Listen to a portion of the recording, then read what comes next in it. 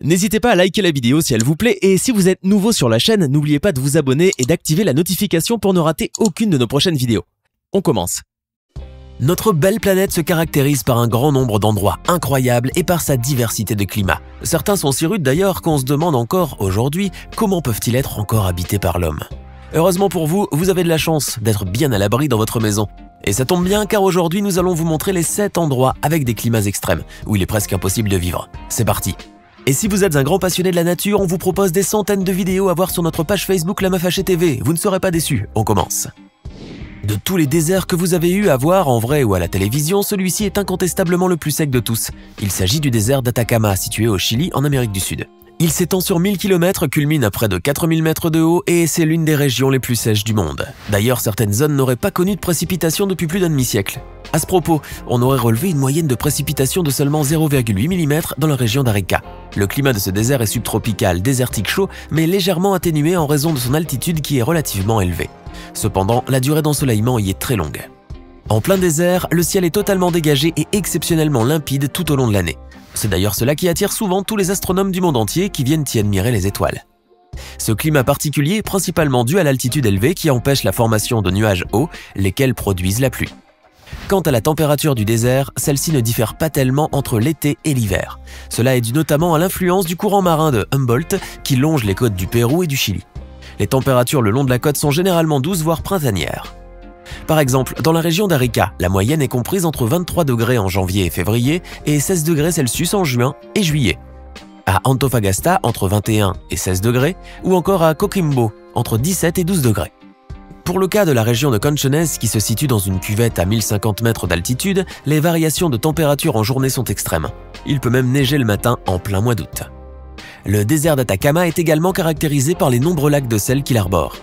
Ces lacs, d'un blanc laiteux, forment des cratères pouvant s'apparenter à ceux de la Lune. Le reste du désert est divisé entre dunes de sable, volcans, oasis et geysers. Bref, une merveille de la nature.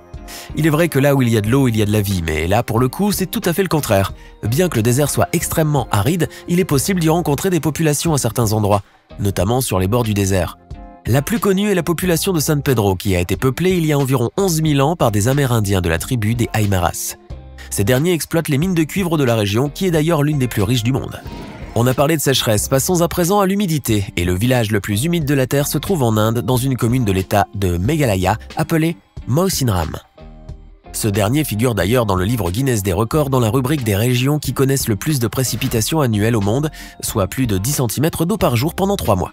Les scientifiques expliquent ce phénomène par le fait que ce village est exposé à la pluie à cause de sa proximité avec le golfe du Bengale. Les fortes précipitations provoquent d'autres catastrophes naturelles telles que les glissements de terrain et les inondations.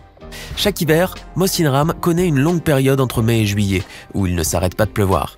Suite à cela, les habitants passent des mois entiers à réparer leurs maisons et leurs toitures, à couper du bois pour le chauffage et la cuisine, et à stocker de la nourriture en prévision du déluge prochain.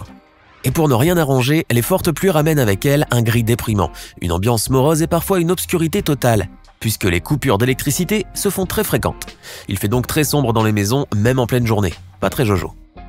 S'ajoutent aussi aux pluies destructrices d'autres tracas du quotidien, qui peuvent vous paraître insignifiants, mais qui ne le sont pas du tout pour les habitants de Mawsynram, à savoir l'impossibilité de s'entendre et de se faire entendre. Et oui, avec le bruit de la pluie sur les toits, il est quasiment impossible de placer un mot. Au centre du sud des États-Unis, bordé au nord par le Colorado et le Kansas, à l'est par le Missouri et l'Arkansas, à l'ouest par le Nouveau-Mexique et au sud par le Texas, se trouve la ville de Moore, dans l'État d'Oklahoma. Ce dernier se caractérise par le fait qu'il se situe au cœur de l'allée des tornades. Une large bande comprenant près de 15 États du centre qui, comme son nom l'indique, est très exposé aux tornades.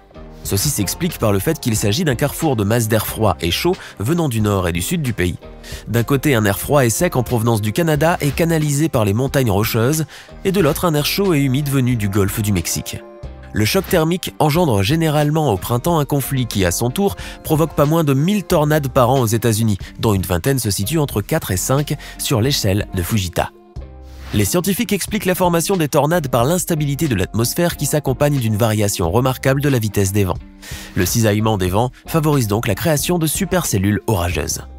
S'ensuit après le fameux phénomène de spirale qui caractérise les tornades et qui provoque selon l'intensité et la durée des dégâts monstrueux.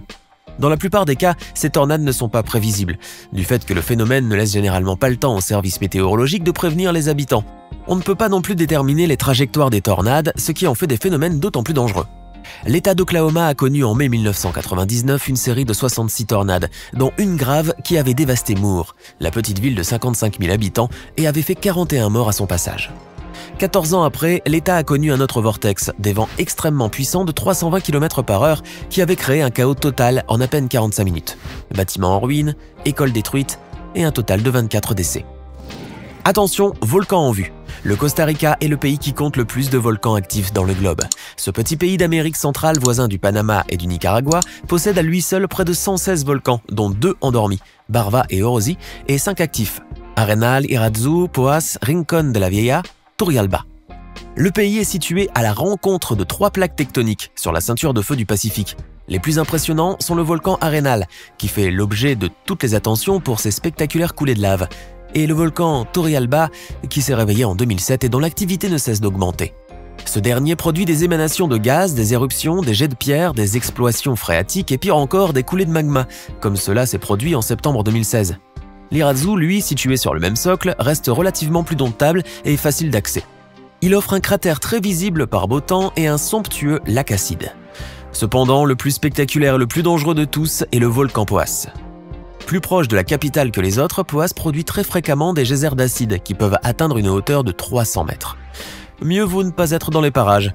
Il possède cependant une magnifique lagune verte, comme quoi il n'y a pas que du mauvais dans un volcan. Le Rincón de la Vieja, situé au nord du pays, est quant à lui connu pour son activité permanente. Il entre souvent en éruption et l'accès y est formellement interdit. Il se caractérise surtout par la présence de plusieurs activités, notamment les fumerolles, les geysers de boue et les sources chaudes, dont la majorité sont utilisées pour la production d'énergie géothermique. Avez-vous déjà eu l'occasion de voir des murs de neige de plusieurs mètres, non? Eh bien au Japon, ils existent, et sont bien sûr naturels cette fois-ci. Au nord du Japon se trouvent les montagnes de Hakoda. Chaque hiver, il y tombe quotidiennement des quantités de neige, à tel point que la hauteur des murs de neige peut atteindre 20 mètres. Cet endroit se trouve dans la région d'Aomori et c'est l'une des régions les plus enneigées du monde. Bien que Hakoda a été la cause de grands accidents vers le début du XXe siècle, c'est aujourd'hui un parc national dont raffolent les randonneurs et les passionnés de ski. La neige qui y tombe est très légère mais présente en si grande quantité qu'il est très difficile de marcher dessus ou d'avancer.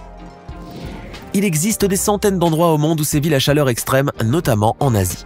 L'Inde est connue pour être l'un des pays les plus chauds du monde, à tel point que même ses habitants ne s'y sont toujours pas habitués. La canicule fait chaque année des ravages, car le pays peut connaître des hausses de température allant parfois jusqu'à 50 degrés. Dans la capitale New Delhi, il a déjà fait si chaud que les routes se sont mises à fondre comme du beurre, comme le témoignent ces images. Pas très loin de là, dans le bassin de Turpan en Chine, un endroit que l'on appelle également la fournaise de Chine, où la température a déjà monté jusqu'à 49 degrés, Turpan doit à son environnement désertique un climat extrêmement aride, car durant l'été, il y fait particulièrement chaud et sec en raison de l'intensité de l'ensoleillement et des précipitations qui y se font rares le restant de l'année. On finit par un petit peu de fraîcheur. Enfin, un peu n'est pas tout à fait le mot à employer, puisque Oymyakon est le village habité le plus froid au monde, avec des températures pouvant atteindre les moins 70 degrés Celsius en plein hiver, ce qui fait qu'il est presque impossible d'y vivre normalement. Sortez vos moufles et vos cagoules, ça va claquer des dents. Ce village se situe dans la République de Sakha, en Sibérie orientale, à proximité du cercle polaire, précisément à 5300 km de la capitale russe. Le village culmine à environ 740 mètres d'altitude et compte sans grande surprise très peu d'habitants. Les journées d'hiver durent seulement 3 heures contre 21 heures en été, si ce n'est pas de l'extrême ça. Et si le village souffre d'un climat subarctique extrême, c'est parce qu'il est renforcé par la présence de 2 chaînes montagnardes situées de part et d'autre de la ville. En hiver, la température peut descendre jusqu'à moins 67,8 degrés. En 1926, on aurait même inscrit un record de moins 71,2 degrés. Bien sûr, vous vous doutez bien que de telles températures s'accompagnent également de grands soucis. Pour commencer, le sol de la commune est continuellement gelé, ce qui rend la culture quasi impraticable. Et par conséquent, les habitants de ces régions deviennent dépendants de l'importation alimentaire.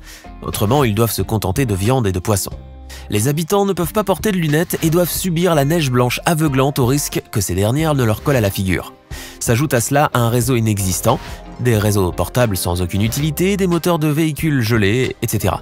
Même les toilettes sont situées à l'extérieur des maisons, car encore une fois, en raison du sol gelé, il n'existe pratiquement pas de tuyauterie intérieure. Bonjour l'intimité. Alors que pensez-vous de ces 7 endroits incroyables au climat extrême? Pourriez-vous vivre dans l'un d'eux? Dites-le nous dans les commentaires.